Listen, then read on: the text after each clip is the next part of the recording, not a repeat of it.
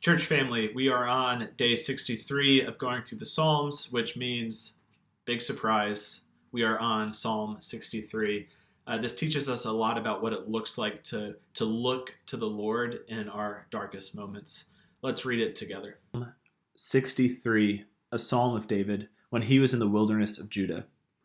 O God, you are my God. Earnestly I seek you. My soul thirsts for you.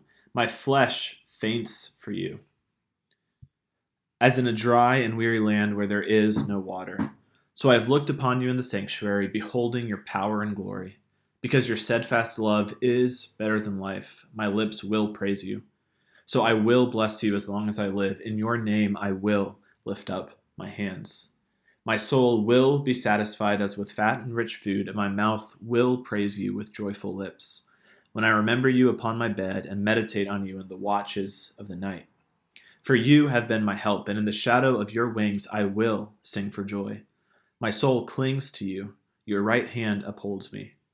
But those who seek to destroy my life shall go down into the depths of the earth. They shall be given over to the power of the sword. They shall be a portion for jackals. But the king shall rejoice in God. All who swear by him shall exult, for the mouths of liars will be stopped. There's so much to cover here. Let me just draw out just a few quick things. Verse 6 really stood out to me as I read this, and I wonder if you've ever laid on your bed in the middle of the night, in the depths of the night, awake when you shouldn't be. What's typically going through your mind at the time? When I'm awake at 3 a.m. laying in my bed, things typically are not all right. In fact, things are usually going pretty wrong if I'm awake in bed at 3 a.m. Things are not as they ought to be. And this psalm teaches us how to remember God even in those moments. And so let's see how David does it.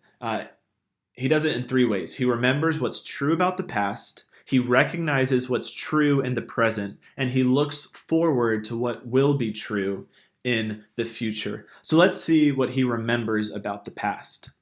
David remembers that he has looked upon God in the sanctuary, that he has seen God's power and glory. He remembers that God has indeed been his help. So in the watches of the night, we can remember God's power. We can think of the times that God has shown us his glory and has been our very present help. So David calls us to remember what's been true, but he's also brutally honest about his present circumstances. He starts off by remembering that God is still God, and yet he doesn't know where God is. He feels far from him. His soul thirsts for God. His flesh faints as if he's in a dry and weary land where there is no water. David is scared and desperate. He's honest about the situation. He doesn't pretend that all is well when it isn't. Also, we see in the present tense that David's soul is clinging to God. This verb to cling is a rather desperate one. I wonder if you can ever remember a time that you've clung to God, not so much because you're actively choosing what's right, but because you have absolutely nowhere else to turn. That's what David is describing, and yet he recognizes even when he doesn't know where God is still present. His right hand is upholding David.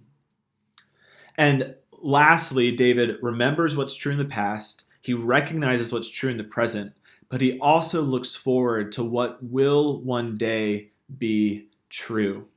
He says, because your steadfast love is truly better than life, my lips will praise you. He will bless the Lord as long as he lives. In your name, I will lift up my hands. I will relinquish my problems to you. Even though he's in a dry and desert land, he says, my soul will be satisfied as with fat and rich food, and my mouth will praise you with joyful lips. In the shadow of God's wings, I will sing for joy.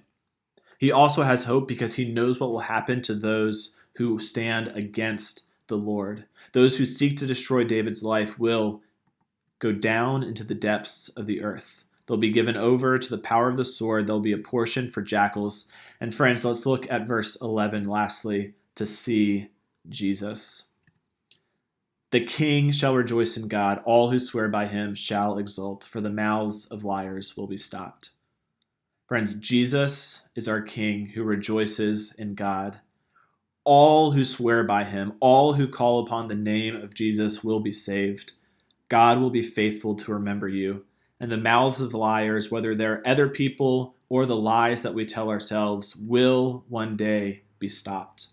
So, together, let's remember what's been true of God in the past. Let's recognize what is true of our current situation. And let's look forward together to what will be true when Christ comes again.